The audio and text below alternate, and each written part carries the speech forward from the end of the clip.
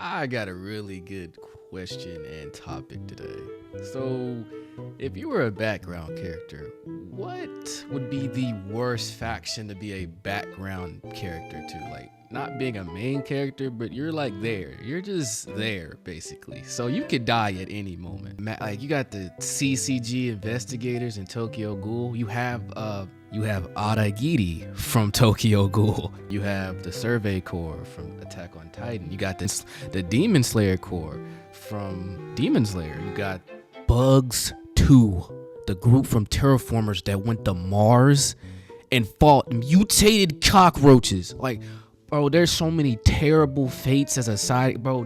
Oh my goodness, we got two more. I'm not even gonna fake. These are terrible fates too, and I didn't even think about it until just now. You got the Hidden Leaf. You got the Hidden Leaf Village. All the all the background ninjas. Yeah, if you ain't a main character, if you ain't Tsunade, you ain't Gaara, Naruto, Sasuke, nigga, you were getting packed.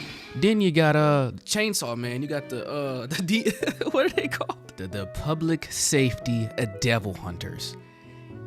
Man, it don't even matter. Let's just come together as a group to figure out which is the worst. To be honest, I already know which one's the worst. You're gonna see it at the very end. We're definitely talking about the CCG investigators, dog. Cause like, why am I fighting S-rated ghouls with no Quinque? That's what you're gonna be. You're not gonna have no Quinques. You ain't gonna have no weapons. You're gonna have a little staff with a little electricity on it. Like you a Spider-Man goon facing S-ranked, A-ranked ghouls. You fighting Kaneki with a pole. I don't know if y'all remember that one officer. He wanted to be the highest ranking CCG. He just wanted a promotion. He wanted to be promoted. He wanted to be looked upon. He wanted to be respected. And he was an innocent soul. But when that war took off and they gave him, I don't know if y'all remember when they gave him the sheet of paper of the farewell letter to write to their folks to let them know that they might not make it. We're gonna die. Dude, I was like, yo. And Buddy knew he was cooked. He was like, just go, just leave. Bro, he knew the second that woman left, he and everybody there was grits. He knew that. And he went out like a G. He unfortunately got a fate worse than death. So he came back as a ghoul, but not no normal ghoul. You expect him to be, have some type of sense, right? Like how Amon did. Even after he turned, he kept his moral compass and his memories and shit. No. He turned into a psychopath. He came back as a triple S rated ghoul, but he was insane. He had issues. He was not the same person. Now, let's get on to Aragiri. Basically, you were just fodder. You was just throwaway.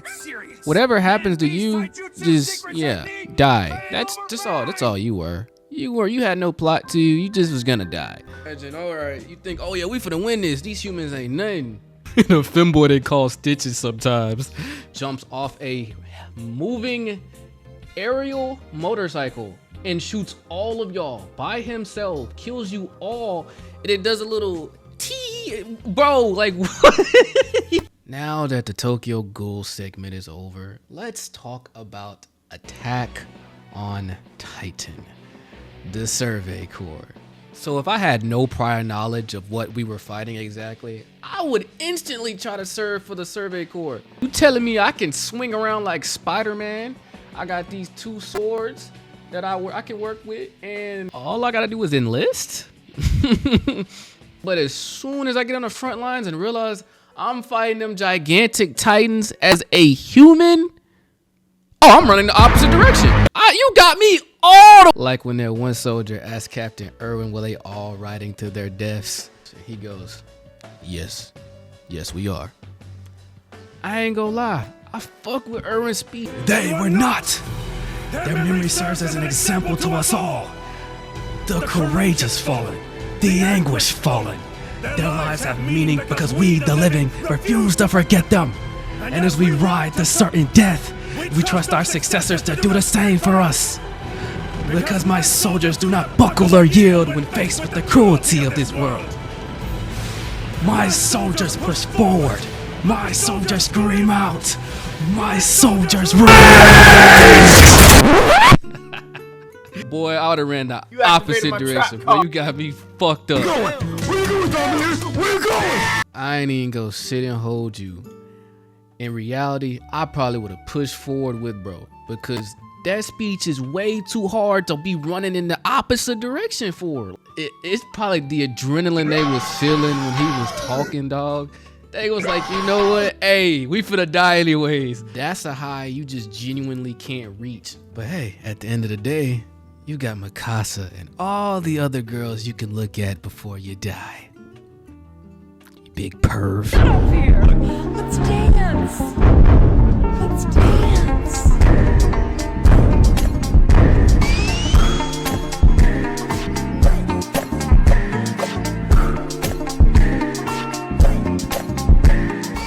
Oh, the Demon Slayer core. I can see a lot of us making it to the final selection, but I don't think anybody makes it past the final selection. But hey, what if we're just built different and we actually make it past the final selection? And we become official Demon Slayers. They're just gonna send us on a Konoe ranked mission and we're just gonna die. It's simple as that. Pardon? You there? You still mad? They're gonna send us to fight an upper moon and we're gonna die. You see them?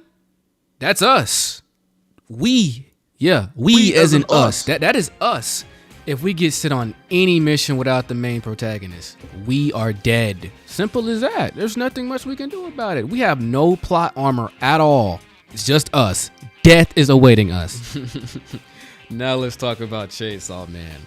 Chainsaw Man is definitely up there with the worst, and you could arguably make it the worst, depending on who you are as a person and how you are mentally. Being a devil hunter, bottom line, is selling your body, mind, and future to fight horrors that can be permanently defeated for an organization that will replace you the moment you die. That's definitely the place to work at. Now let's say you have nothing to live for. You have no job, didn't go to college, you didn't even pass high school, and Makima fine ass walks up to you and like, I got a job offer for you. Become a demon slayer. Become a devil hunter. And you, desperate for a job and nothing left, you take it. The signs that it's already gonna be bad already start as soon as you become a devil hunter. So you walk in with Makima and you ask, how much do I get paid? She basically says nothing. You get paid damn near minimum wage to fight unpredictable devils. So basically you're fighting for free. But you don't care. At least I'm getting paid. Let's go beat my coworkers. It's these two. And Aki. Then, you go meet the other disposables. Depressed. Oh, you're not gonna live long. New hire? He's not gonna last that long. What do you mean I'm not gonna last long? You see, one of their limbs are gone, eyes gone, eye patch, can't talk, can't see, can't hear, can't feel, can't love. Yeah, they're all bounded to contracts with devils. All of them. And the only way you're gonna live is if you do the exact same. You're not gonna live long. Trust me. And depending on said contract and what you're sacrificing to keep them, you might just die because of the contract. They might just kill you off themselves. You take your time. You find some friends. You even make a contract with a devil. Don't matter which one, because consequences of having said devil is horrible, and it's taking a toll on your body at a rapid pace. Give it a year or so. You watched all your coworkers die. There's only a little left. They all got replaced. And then boom, out of nowhere, in an alleyway in the dark with nobody to find you, you died to the weakest fucking demon imaginable. I said demon, I mean devil, same thing. That's how your devil hunting internship went. Shinobi of the Hidden Leaf. Yeah, All right. The amount of times the Hidden Leaf was just attacked for something that was clearly their fault are endless. And as a shinobi, a Hidden Leaf shinobi to be exact, you have no idea why you're being attacked. You're just constantly being lied to. And the only thing on your mind at that very moment is these people are attacking my home and I must protect my home. The villains that are attacking your said home are also victims of the very system that you could fall victim to at any moment.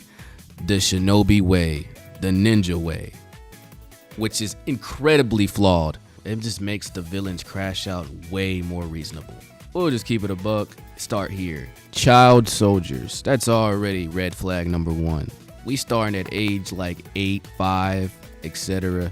Training to be ninjas. That's already 1. The refusal to keep peace. The endless cycle of revenge. You kill him, his homeboy gonna kill you. It will never. What the what the hood avatar say?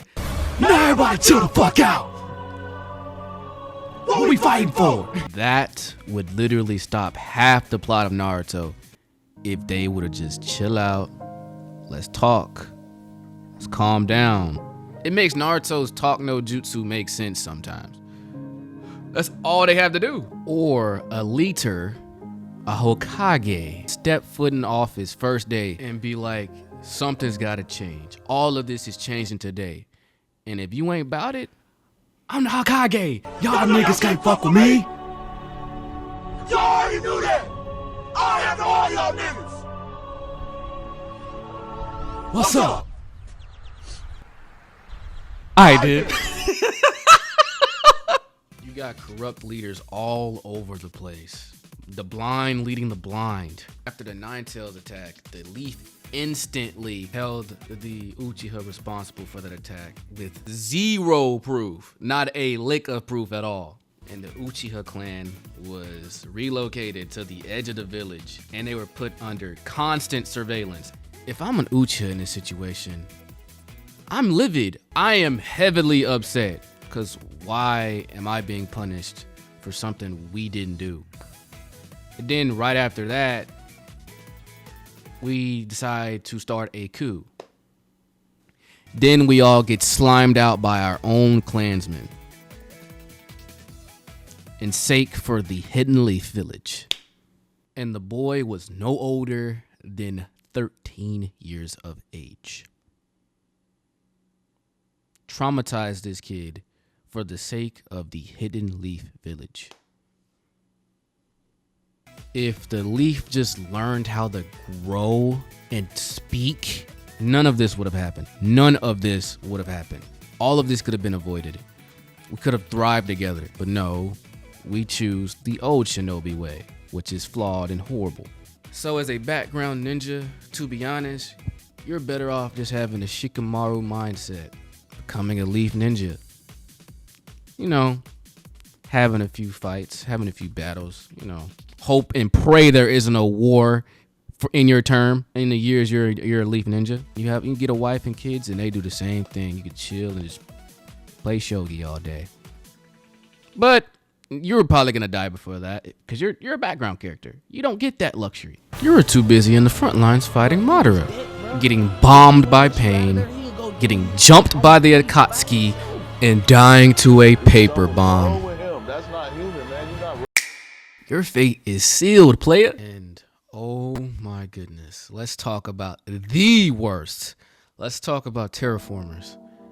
When I tell you everything were the humans' fault, everything that happens in Terraformers were their fault. The disease that started to spread was their fault.